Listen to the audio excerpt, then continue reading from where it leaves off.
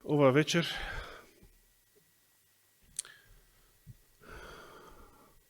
ќе дадам еден мал вовед за темата со која што дури следната сабота поподробно ќе се занимавам од ова место.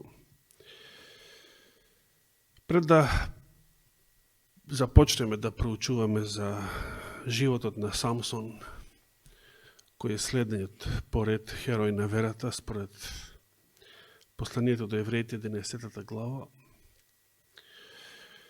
Прво сакав да одржам една тема која што ќе треба да еднаш за секогаш да ни го појасни заветот на назирејството. Што било тоа назирејство? Што е тоа назиреј и каков завет бил тој? Имено,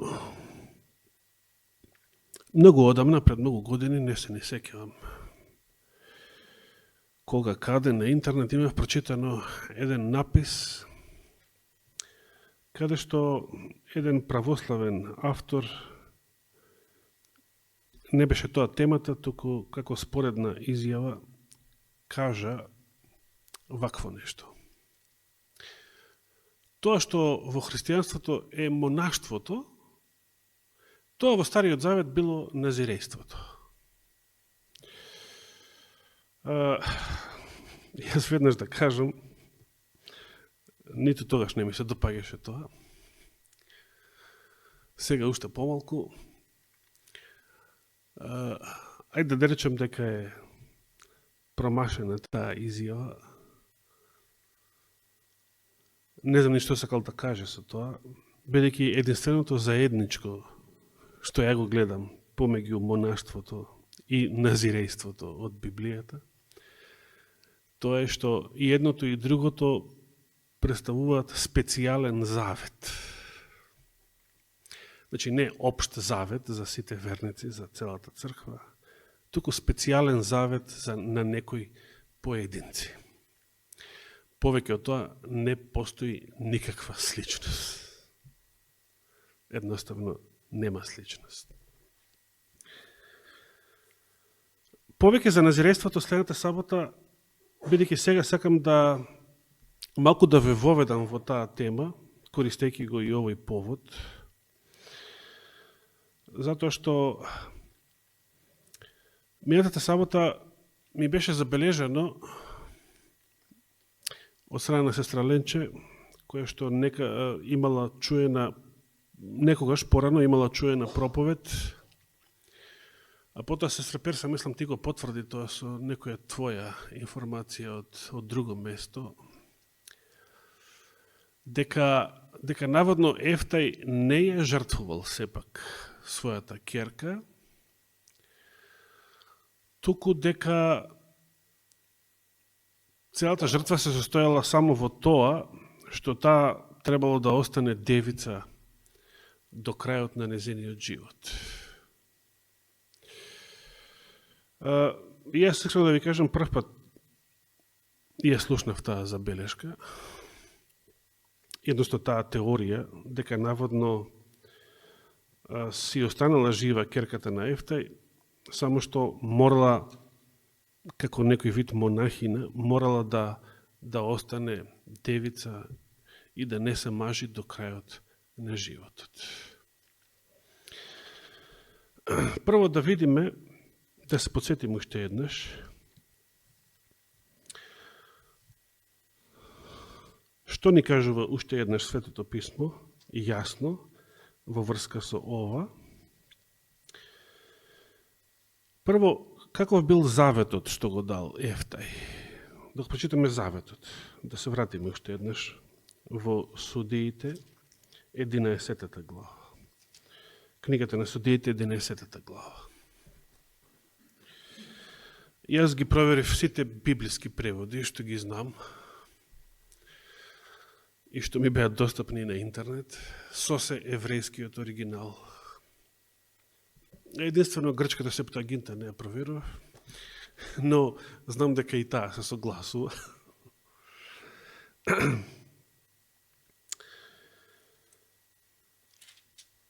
Што рекол Ефтај кога го давал заветот, што го нареков будалаштина? Каков завет? 31 стих. Првиот кој ќе излезе низ вратата на мојата куќа за да ме пресретне, кога ќе се враќам како победник од бојот со амонците, ќе биде Господов. Така, читам од преводот на Константинов. Ќе биде Господов и него ќе го принесам како паленица. Така велат вашите Библија. Жртва, да, значи, различни Библии кажуваат паленица, жртва се паленица, жртва паленица и на сите други јазици. Сите библиски верзии се согласуваат дека Ефтај јасно кажал дека ќе го принесе како жртва се паленица.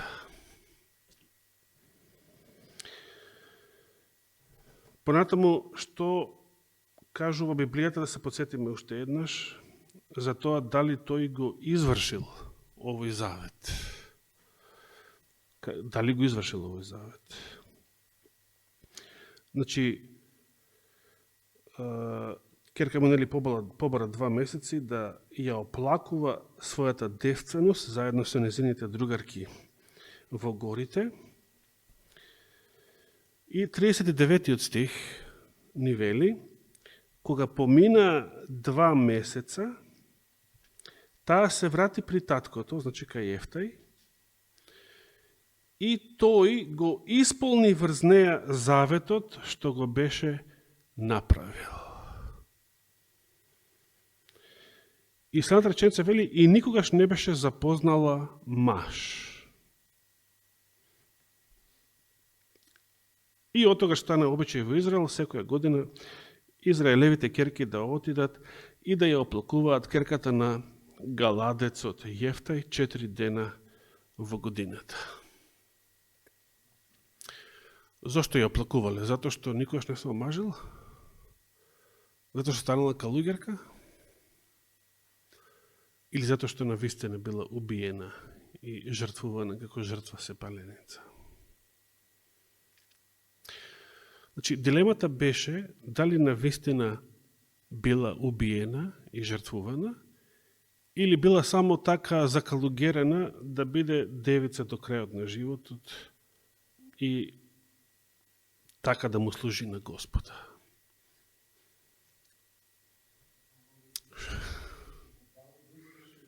Да. А прочитавме каков беше заветот, така. Значи, верувате, ако не ми верувате, проверете. Сите Библии што ги знам, кажуваат жртва се паленица, жртва се паленица, жртва се паленица.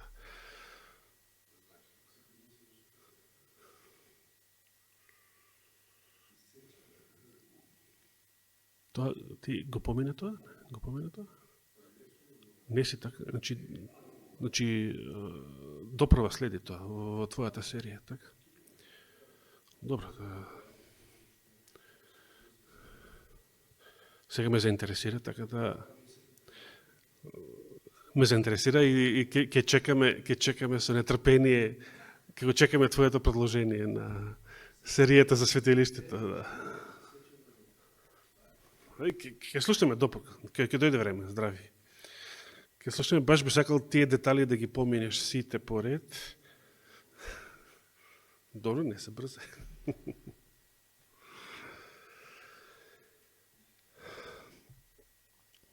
Има еден друг момент, што, значи, според мене Библијата е многу јасна. И не знам каде некои други проповедници нашли простор за поинакво толкување на овие зборови. Но јас размислувајќи, се обидов да, како прво некој треба да покаже врз основа на што го темели тоа. бидејќи Библијата вели јасно дека тој го извршил тој завет, а заветот што го прочитавме јасно ги вклучувал зборовите дека принос на жртва се паленица. Дека тоа нешто што ќе му излезе в пресред, ќе го принесе на жртва се паленица.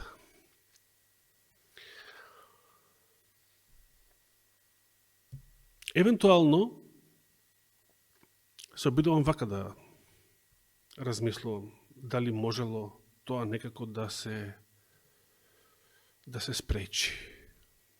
Во смисол, човекот се заветувал, што се заветувал, направил будалаштина и сега морали заради неговата будалаштина да гине невина душа, неговата керка, млада девојка,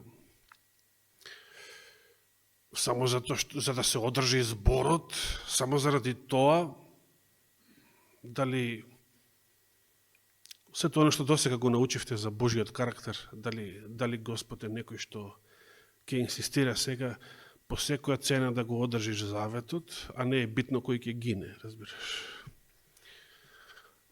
Бидејќи нашиот Господ не е таков, значи да мора да го држи за збор оној што непромислено искажал будалаштина и така непромислено се заветувал, се обидувам да претпоставувам дека е можна една ваква варијанта. Јас сега, не го кажувам јас сега тоа, дека не загинала керката на Ефтај, бидејќи Библијата јасно ми вели дека тој го извршил тој завет врз неа. Но да речеме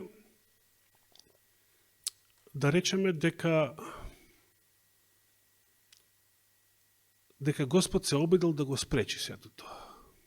Да речеме подигнал некој човек, му дал видение, не мора да бил некој признат пророк, го упатил кај Ефтаја да го ослободи од дадениот збор, од дадената заклетва, односно завет, за да не го направи тоа. Да речеме дека потоа Ефтај отишол, тоа се чисто предпоставки, како нешто можело да се случува. Да речеме дека Ефтај заедно со тој пророк отишле кај свештениците, па преку првосвештеникот со светите камења Урим и Тумим го прашале Господа дали Господ навистина му дал таква порака на овој човек. Да речеме дека Господ одговорил да, навистина јас му дадов таква порака на овој човек, да го ослободи Ефтаја од неговиот глупав завет. Што му значи на Господа да мора да се одржи заветот, а дури по цена на невини човечки животи? Што е тука битното? Значи, се обидувам да најдам можност или начин како тоа можело да се спречи. Иако Библијата не ми кажува дека се спречило, туку ми го кажува спротивното. Дека тој го извршил својот завет над неа. Но ако Господ под предпоставка вака интервенирал, како што јас опишав сега пред малку, тогаш што би значило тоа? Ефтај би бил ослободен од дадениот збор, дадениот завет, и што сега? Мора керка му да биде калугерка? Не. Значи, повторно мене не ми влегува во глава таа теорија, дека таа не загинала, не била принесена на жртва, но морала да остане девица до крајот на животот и така да му служи на Господа. Дали може би Господ така рекол, бидејќи Ефтај, кога се заветувал, рече, ќе биде Господов и ќе го принесам на жртва сепаленица. Дали може би го ослободил само од вториот дел на заклетвата, а првото ќе биде Господов, го оставил? И сега тука доаѓаме со ова прашање правам премин во нашата тема за во иднина. Дали во древниот Израел, дали во Стариот Завет, дали било каде во Библијата постои монаштво. Во смисол, дали некаде наоѓате да некој дава завет дека ќе остане девствен или девица до крајот на животот. Така наречен целибат. Дали во Библијата наоѓате некаде такво нешто? Дали Назирејскиот завет бил такво нешто? Не. Едно големо, дебело не. И во историјата на христијанството, првите неколку века не постоело такво нешто, не постоело монаштво. Дали знаете кога прв пат се јавува монаштво во христијанската историја?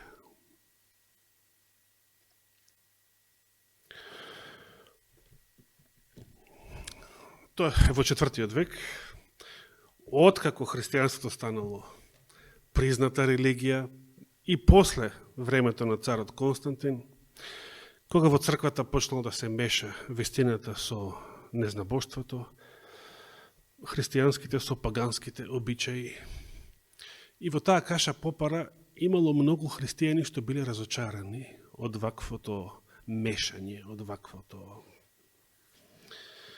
ваквата паганизација. Или дури не мора паганизација, тоа со тек на време станало зело чудовишни размери. Барем на почеток самиот факт што во црквата масовно влегувале полуобратени или необратени луѓе. Затоа што тоа веќе било слободно, дури со тек на време станало и препорачливо и така натаму. Обштествено, угледно да се биде христијанин, да се оди во црква. И многу искрени верници тука се разочарале затоа што опаднал христијанскиот морал, христијанската побожност, опаднал квалитетот на христијанскиот живот и тие разочарани верници кои што сакале да држат до оној стандард што црквата го имала во времето на прогонствата пред царот Константин, тие така од некоја разочараност се повлекле и сакале да живеат сами. Основале манастири, заедници, некои такви. И така велат православните извори, велат дека така почнало да се развива монаштвото. Меѓутоа, тоа во Библијата никаде не постои. Ниту постоел во древниот Израел. Една друга причина зашто според мене не можело тоа да било случај со ќерката на Ефтај, е историјата што ја кажува самата православна традиција за Дева Марија. Дали неодамна беше овој празник, така наречен воведение на Пресвета Богородица или Пречиста?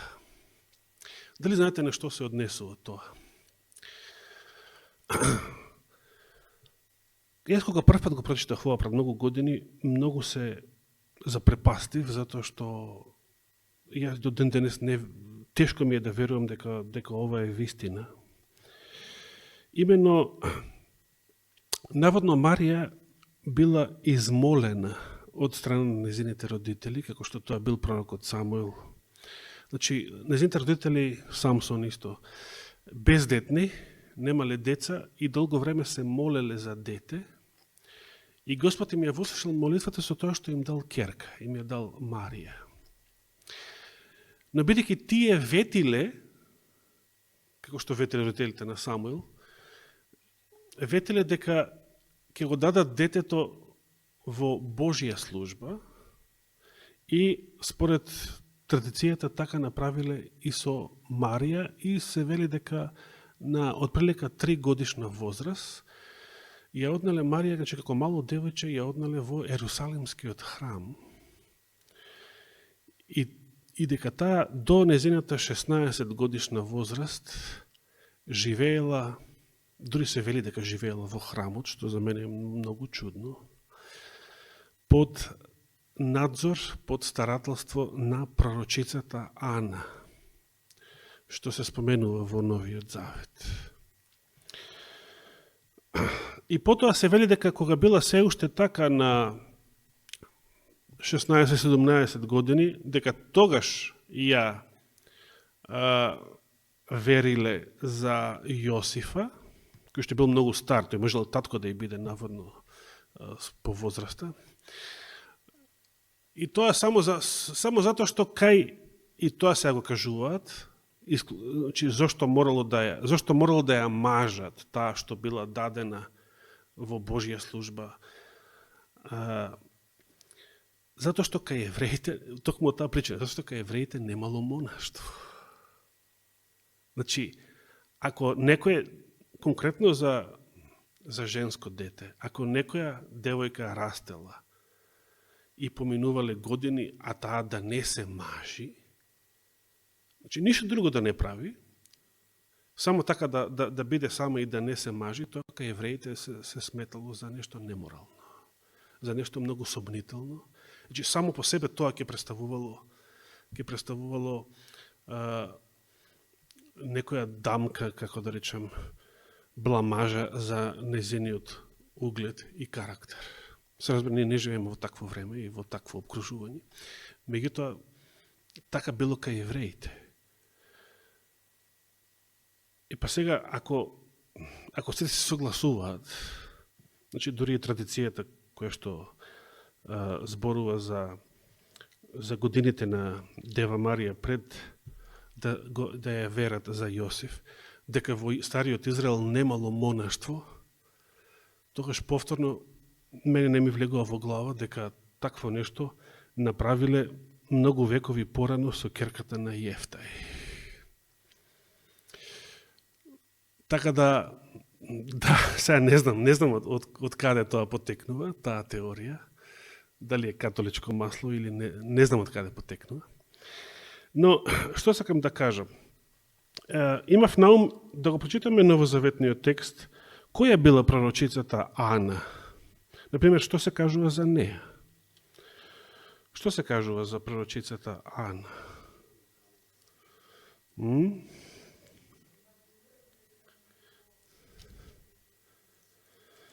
Значи, во кој контекст се споменува? Еве, да пример, отвораме во Евангелието според Лука, 2 глава. Ке почнеме да читаме од 22 стих. Од 22 стих па надолу. И кога се навршија деновите на незиното очистување според Мојсеевиот закон, значи кога Исус е веќе бебе, роден, го донесоа во Ерусалим за да го представат пред Господа. Како што е напишано во Господовиот закон. Цитат сега. Секој машко кое се раѓа прво да му биде посветено на Господа. Затворен цитат. И да принесат жртва, како што е речено во Господовиот закон. 2 грлици или 2 гулапчиња. Според Константинов. Значи, тоа е околу посветувањето на Исуса во Ерусалимскиот храм, на што се однесува еден друг православен празник на 15 февруари, наречен Сретение Господово. 25 стих. И ете, во Ерусалим живееше човек по име Симеон, и тоа човек праведен и благочестив, кој ја чекаше Израеловата утеха и Светиот Дух беше над него. Нему Светиот Дух му прорече дека нема да види смрт, додека не го види Христа Господов. И вдахновен од Светиот Дух дојде во храмот и кога родителите го внесоа детенцето Исус за да го извршат врз него обичајот на законот, го зеде на своите раце, го благослови Бога и рече: сега Господару, отпушти го својот служител со мир, според Твојот збор, зашто моите очи го видоа Твоето спасение, кој го приготви пред лицето на сите луѓе, светлина за осветлување на народите и слава на твојот народ Израел. А Јосиф и мајка му се чудеа за она што зборуваше за него, значи за Исуса. И Симеон ги благослови и рече на неговата мајка Марија: гледај, овој е поставен за пагање и подигање на мнозина во Израел и знак на кој ќе му се противат. А на самата тебе мечот ќе ти ја прободе душата, за да се откријат мислите во многу срца.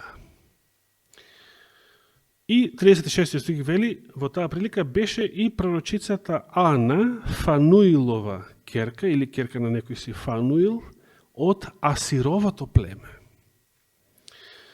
Таа беше во многу напредната возраст и вели од своето моминство проживеала со мажот 7 години.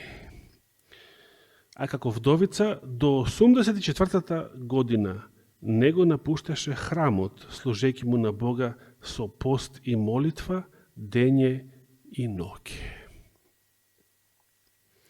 И потоа вели, и во исто час таа дојде и го славеше Бога и им зборуваше за Исуса, се мисли на сите во Иерусалим, кои го очекува спасението.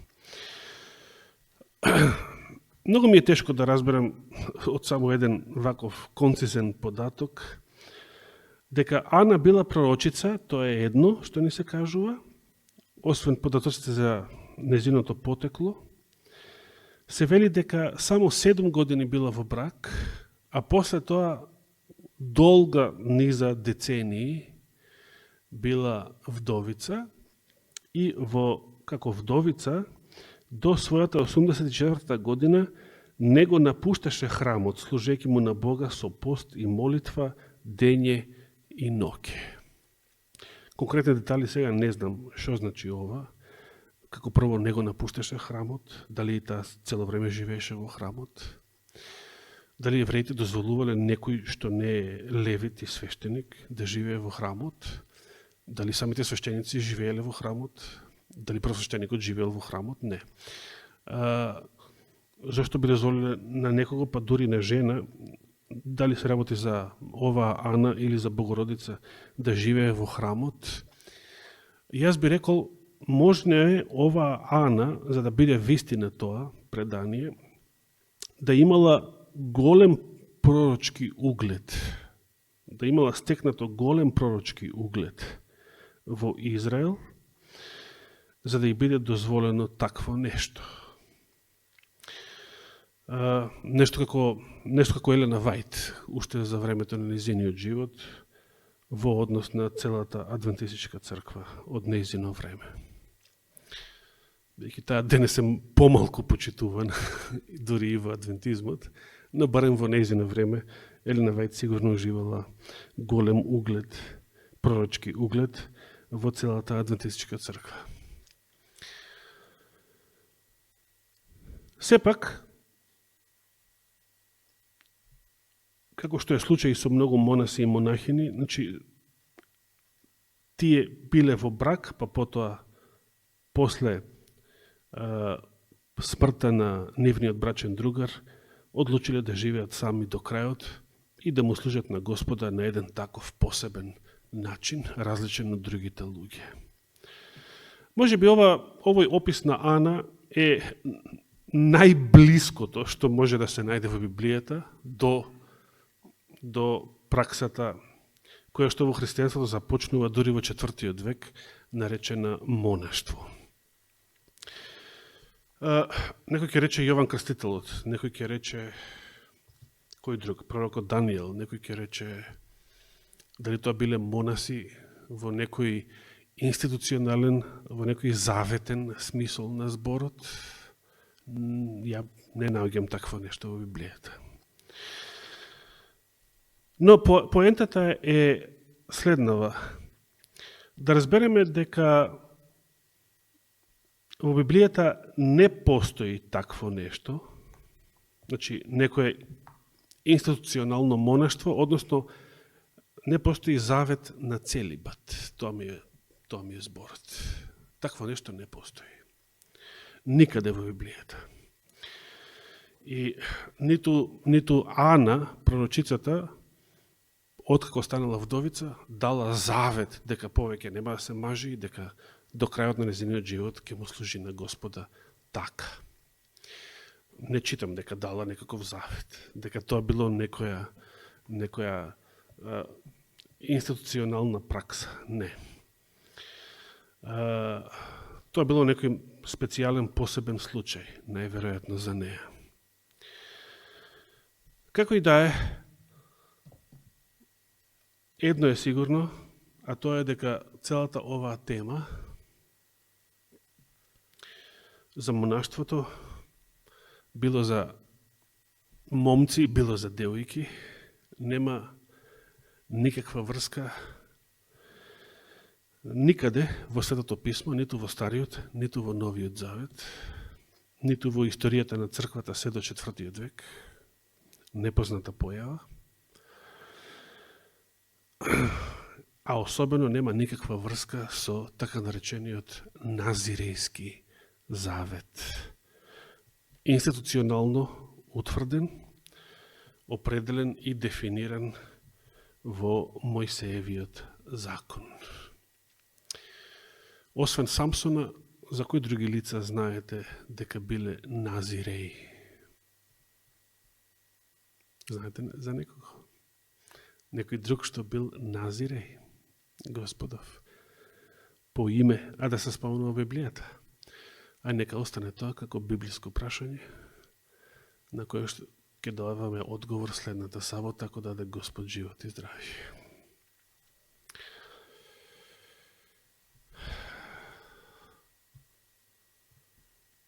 Што мислите?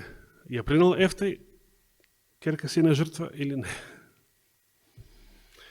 Јас велам, за жал, да, бидејќи Библијата така ми вели.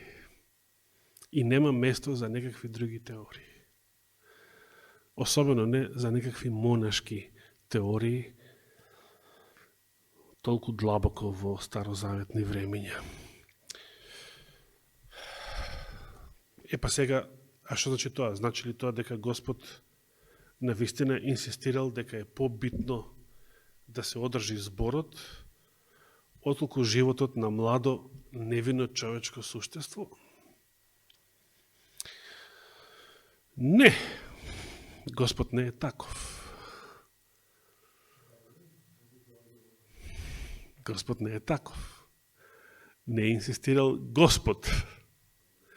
Но, да, ние самите, кога правиме будалаштина, а некои будалаштини можат многу скапо да не чинат, за жал, тоа е 100% наша лична одговорност.